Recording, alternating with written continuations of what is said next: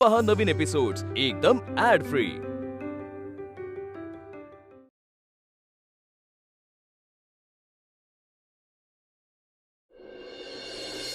बाबा ही इन्व्हेस्टमेंट आहे, गुंतवणूक आहे ही। कमी वेळात जर जास्त पैसे कमवायचे असतील तर मला मोठे मोठे प्रोजेक्ट मिळवायला हवे। बाबा आता कुठे मी बिझनेसची सुरुवात केली आहे, या लोकांचा माझ्यावर विश्वास बसायला हवा म्हणून मी हे सगळं करतो। हे घड्याळ बघून तुझ्यावर लोक विश्वास ठेवतील आणि तुला काम देतील, हा तुझा गैरसमज आहे श्रेयस। आणि एक ध्यानात ठेव, 25,000 रुपयाचं घड्याळ देखील तीच वेळ दाखवते जे माझं 1000 रुपयाचं घड्याळ दाखवतो। चुकता तुम्ही बाबा, तुमचं घड्याळ तुमची वेळ दाखवते,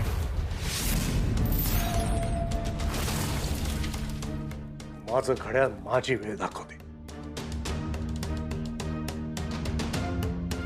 मूर्खपणा, उद्धटपणा, अहंकार हे जर एकत्रित आलेत ना तर अधोगतीला सुरुवात होते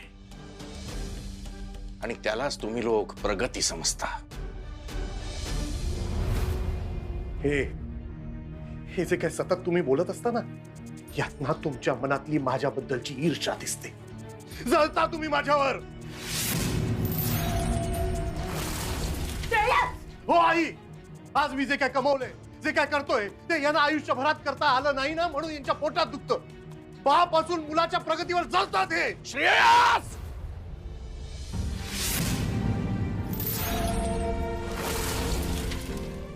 का थांबला? द्या त्याला ठेवून एक। खरं तर हे खूप आधीच करायला हवं होतं।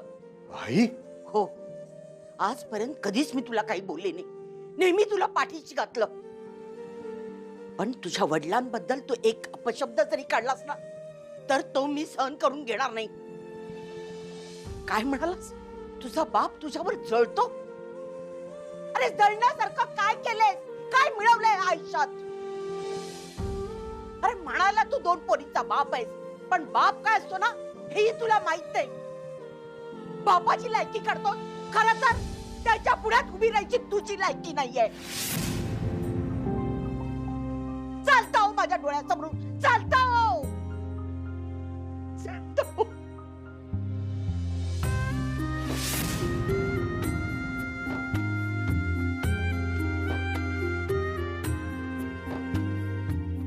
दादा,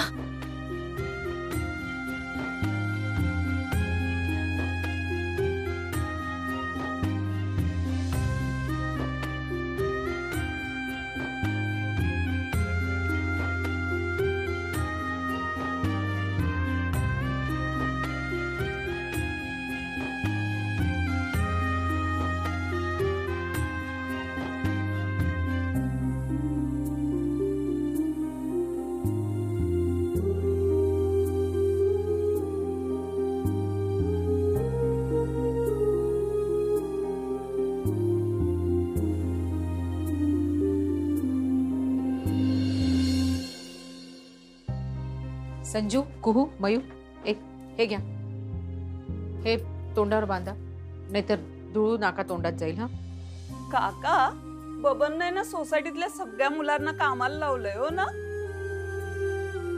बाबा? हो, दसऱ्याला आपण गाड्या स्वच्छ करतो, घर स्वच्छ करतो, रंगकाम करतो घराचं।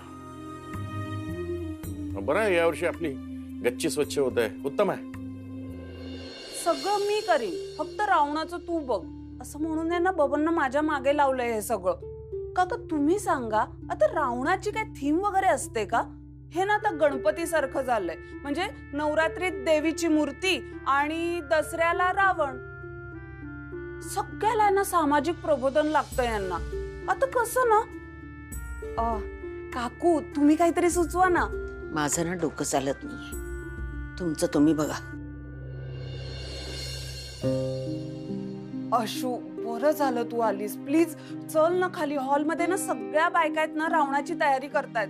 तू चल ना, आपण काहीतरी करूया, नाहीतर तिथं दहनाची वेळ होईल आणि आपली काही तयारीच झाली नसेल। प्राजू, अगं मी येईन, पण त्या अगोदर ना मला यांच्या ऑफिसमध्ये जायचंय आणि नंतर आई बाबांना घेऊन देवळात सुद्धा जायचंय। मी येते। नक्की येशील ना? हो। अच्छा कंपनी, चला।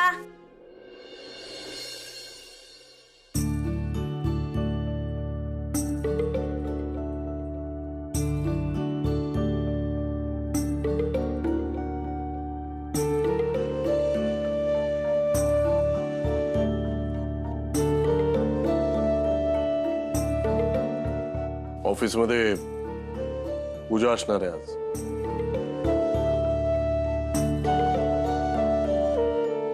मी येते. ही तोरणाची पिशवी घेऊन तुम्ही जा. बाकी सगळं पूजेचं सामान मी. अहो हा तुमचा कागद. हे घ्या.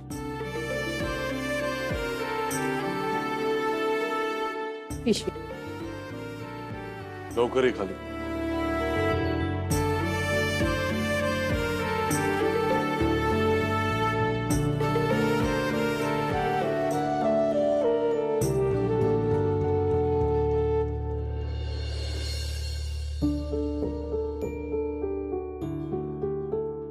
आई, कालपासून तुम्ही गप्पा आहात. आज एवढा सणाचा दिवस आहे. आई, तुमच्या लाल पुस्तकात मूड चांगला करायला काही तोडगा नाहीये का? शब्दाने झालेली जखम दिसत नसली ना तरी ती खूप खोलवर असते अश्विनी. ती होऊ नये म्हणून त्यावर कुठला तोडगा नसतो. किती भरून यायला त्यावर कुठला मलम नसतो.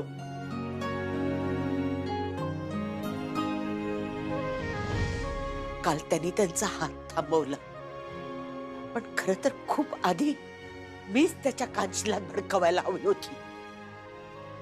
अगं शांत हो. रात्रभर झोपली नाहीस. कशी झोपू?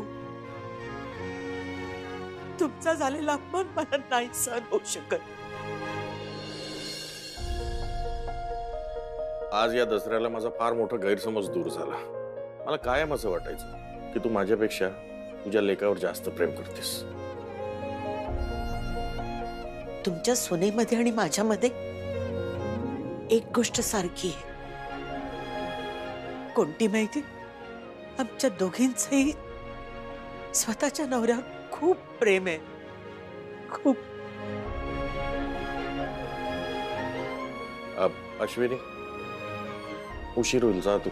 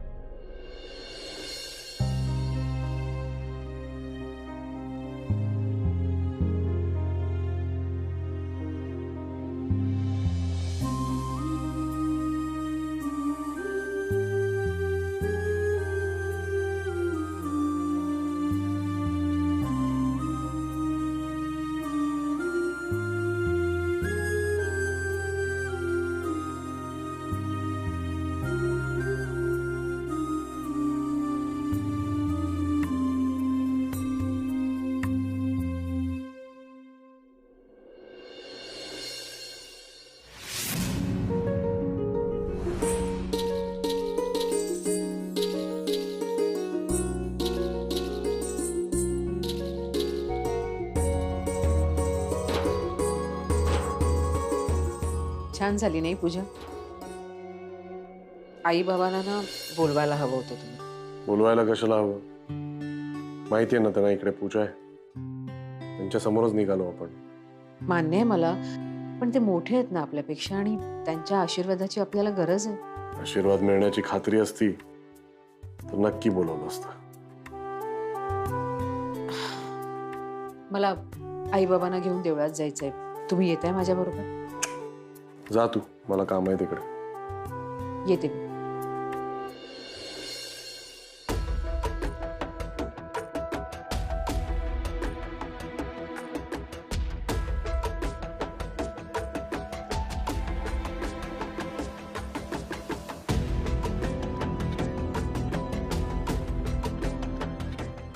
हा नमस्कार. सपकाळ सरांनी पुढचा चेक घ्यायला सांगितलेला. मी श्रेयस वाघमारे बोलतोय. एकदा विचारा ना त्यांना. ठीक आहे. हा ठीक आहे, थँक्यू.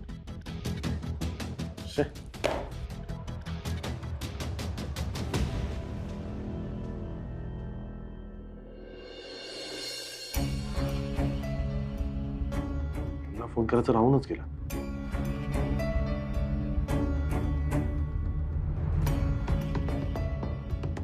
हॅलो. हा, मॅजिक कम्युनिकेशन्स का? हा नमस्कार. मी श्रेयस रियालिटीज मधला श्रेयस वाघमारे बोलतोय. मला जरा साहेबांशी बोलायचं. अच्छा, साहेबच बोलताय का? नमस्कार सर. दसऱ्याच्या शुभेच्छा तुम्हाला. मी श्रेयस वाघमारे. हो सर, भेटायचं होतं म्हणूनच फोन केला. हो भेटूया ना सर, आज भेटूया ना. नाही, दसऱ्याचा दिवस आहे, चांगला दिवस आहे, आजच भेटूया. नक्की सर, येतो मी. Sir thank you sir, thank you. अरे वा, डायरेक्ट मीटिंग. चला, आजचा दिवस मस्त सुरू झालाय. वेल डन श्रेयस वाघमारे. त्याला वाटतं ते सगळं करतोय तू, पण जे काही चांगलं होतं ते तुझ्यामुळे, ते त्याला कळतच नाहीये. नाही बाबा, जे काही चांगलं होतंय ना ते गणूमुळे होतंय. आज छान सणाचा दिवस आहे आणि इथे मंदिरातही आपण तेच बोलतो. सण चांगला होऊ देत.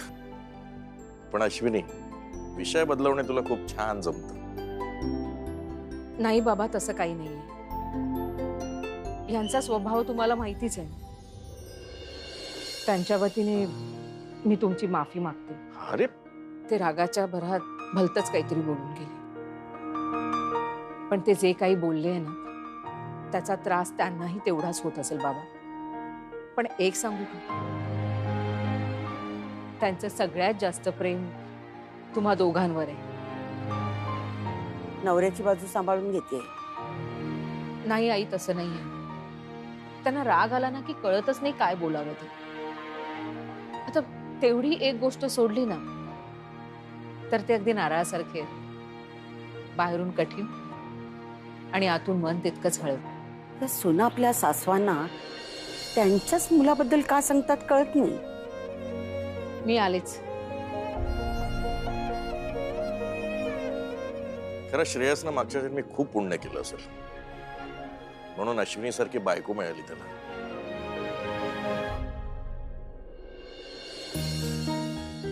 सर आपने क्यों दिक्कत की यहाँ आने की? मैं खुद ही आ जाता आपके ऑफिस. अरे भैया, अब पैसे को ही कुएं के पास आना पड़ेगा ना. क्या है कि मेरे पास फिलहाल आदमी लोग नहीं है मेरा काम बांटने के लिए. इसलिए मैंने आपको उस दिन पूछा था कि क्या भाभी जी मेरा ऑफिस ज्वाइन कर सकती है. कुछ सोचा उस बारे में? अरे सर, तुम्ही कुठे ते घेऊन बसलायत. अश्विनी ये सब नहीं कर सकती. श्रेयस जी, भाभी जी क्या कर सकती है इसका अंदाजा नहीं है आपको. एक बुजुर्ग होने के नाते आपको एक बात बताता हूं. हर चमकीली चीज हीरा नहीं होती और हर काला टुकड़ा पत्थर नहीं होता. हम लोग ना बिजनेस में एक बात को बहुत मानते हैं और वो है लेडी लक. भाभी जी को आपके साथ रखिए. माँ लक्ष्मी समान है, उनको संभाल के रखो.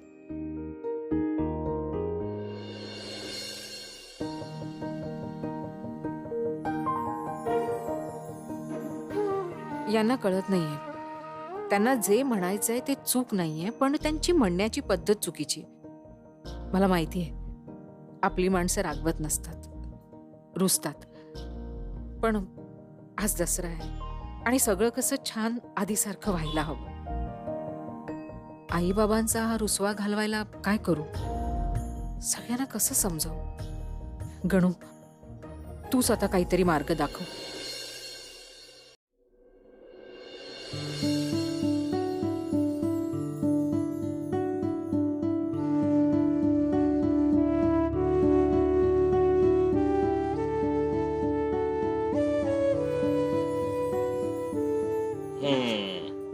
सोनं घ्या, सोन्यासारखे राहा.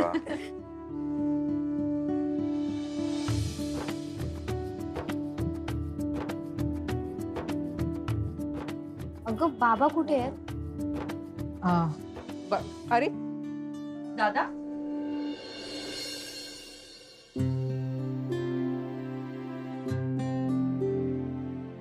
अरे काय तू आलास आणि डायरेक्ट आत गेलास? बरं, एनिवे, सोनं घे, सोन्यासारखा राहा. घे, तुलाही घे. वा, थँक्स.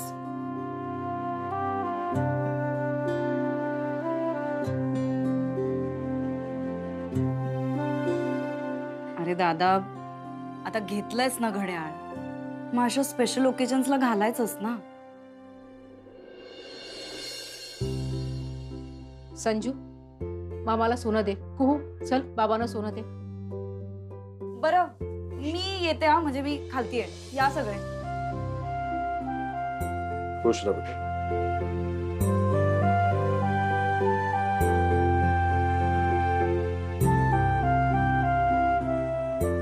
ए चला आपण जाऊया खाली. अहो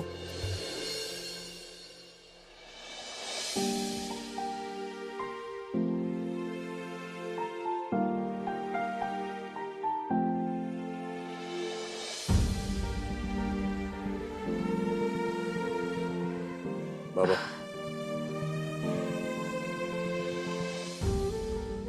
सुखी रहा.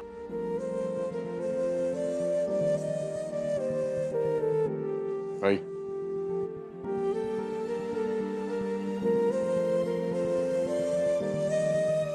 अश्विनी आम्ही खाली जाऊन येतो. चल ग. हो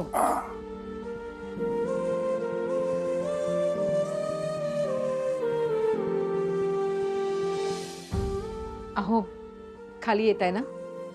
हो चला. थांब. तुला एक गुड न्यूज द्यायची. मॅजिक कम्युनिकेशनच्या ऑफिसला गेलेलो. ते माझ्याबरोबर एक मोठी डील करणार आहेत. मग एवढी आनंदाची बातमी सगळे समोर असताना का नाही सांगितली तुम्ही? सणवार असून सुद्धा माझ्याशी नीट बोलतायत का? आम्ही त्यांना सांगू हे सगळं. मी चुकीचं बोललो असेल पण तेही काय कमी बोलले नाहीत मला. हो त्यांचा अधिकार आहे तो. अधिकार आहे म्हणून काही बोलतील. पण आई बाबांना ही बातमी ऐकून आनंदच झाला असता ना. त्यांच्या चेहऱ्याकडे बघून तर वाटत नव्हतं. तुमच्याकडे बघून तरी कुठे वाटतंय. मुळात ना तुम्हाला तुमची स्वतःची चूकच कबूल करायची नाही. आता तूही माझ्यावर चिडणार. तू मला कोणालाच ना माझा आनंद बघवत नाही. हा सगळा प्रॉब्लेम त्या घड्याळामुळे झालाय. ते घड्याळच फोडतो आता आणि देतो त्यांच्या हातात. काय होणार आहे याने? तुम्हाला वाटतं सगळं संपेल? संपणार नाही. प्रॉब्लेम वाढेल. खरं तर माणसाकडनं ना चूक झाल्यावर माणसांनी 3 गोष्टी शिकायच्या असतात. एकतर स्वतःची चूक कबूल करायची, दुसरं त्या चुकीतनं शिकवण घ्यायची आणि तिसरी म्हणजे अशी चूक परत होणार नाही याची काळजी घ्यायची. आता तू ही मला लेक्चर दे. मी लेक्चर नाही देते तुम्हाला, सावध करते. कारण समोरचा माणूस बरोबर आहे हे नाही दिसलं ना तरी चालेल, पण माणसाने स्वतःची चूक कबूल करायला शिकलं पाहिजे. ज्या माणसाच्या डोळ्यावर अहंकाराची पट्टी बांधलेली असते ना त्या माणसाला काही दिसेनासं होतं आणि तुमचंही नेमकं तेच झालंय. कळतंय का तुम्हाला? समजलं?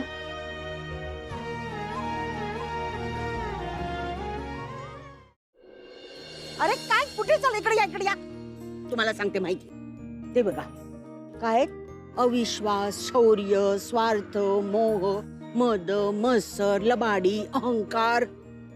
आजी ही सगळी रावणाची नावं आहेत. नाही रे. जा यांच्याकडे जा. ते सांगतील तुम्हाला सगळं. जा. आबा ही सगळी या 10 रावणांची नावं आहेत का? नाही रे बाळा. रावण हा एकच होता. त्याची 10 तोंड होती. म्हणजे कुठल्याही माणसामध्ये नको असलेले 10 अवगुण हे ज्याच्यात असते ना तो अगदी या तऱ्हेचा दिसतो. आजोबा अवगुण म्हणजे काय? अवगुण म्हणजे दोष. तुझ्या भाषेत सांगायचं म्हटलं ना बॅड क्वालिटीज. अच्छा ओके.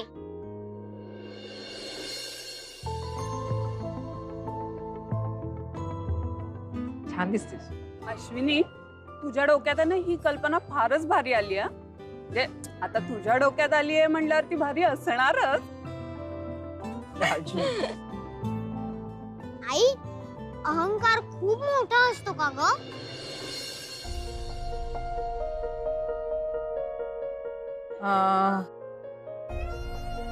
हो खूप. अहंकार ना खूप मोठा असतो. कारण त्याच्यामुळेच इतर अवगुण जन्माला येतात आणि माणसाला रसातळाला नेतात. आणि म्हणूनच आपण या अवगुणाचं प्रतीक म्हणून हा रावण उभा केलाय. आणि म्हणूनच आपल्या संकल्पनेनुसार माणसांच्या ठायी असलेल्या या 10 अवगुणांचा नाश करणं खूप आवश्यक आहे. आणि म्हणूनच या अहंकाराच्या रावणावर अस्त्र चालवून आपण त्याचे दहन करणार आहोत. आणि अश्विनी म्हणूनच आम्ही सगळ्या बायकांनी ठरवलंय की या वर्षी रावणाचं दहन तू करणार आहेस. मी? हो अश्विनी. अश्विनी जा ना. अरे हो.